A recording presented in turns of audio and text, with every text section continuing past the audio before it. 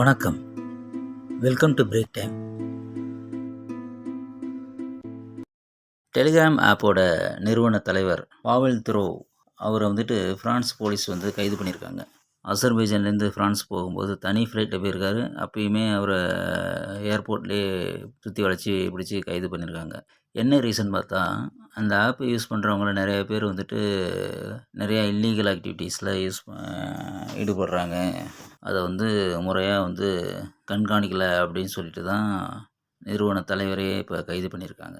இந்த டெலிகிராம் ஆப்பு இந்தியாவில் நிறைய பேர் யூஸ் பண்ணுறாங்க. அது மூலமாக உலகம் முழுக்க கிட்டத்தட்ட 900 மில்லியன் பீப்புள்ஸ் யூஸ் பண்ணுறாங்களாம்.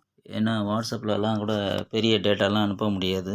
ஃபைல் பெருசாக இருந்தால் அனுப்புறது கஷ்டம். நான் டெலிகிராமில் ஒரு மூவி அனுப்பலாம், எவ்வளோ பெரிய ஃபைல் வேணாலும் அனுப்பலாம்.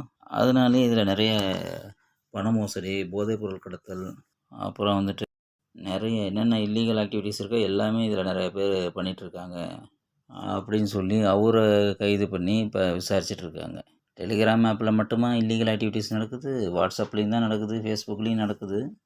இருந்தாலும் டெலிகிராம் ஆப்பை மட்டும் மெயினாக பிடிச்சிருக்காங்கன்னா இதில் நிறைய நடக்குதுங்கிறதுனால தான் பிடிச்சிருக்காங்க. இப்போ இந்த விஷயம் வேர்ல்டு ஃபுல்லாக பரவி பெரிய பரபரப்பை உண்டாக்கியிருக்கு. அடுத்து என்னென்ன ஆப்புக்கு கை வைக்கிறாங்கன்னு தெரியல.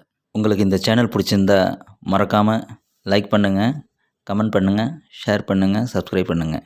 தேங்க்ஸ்.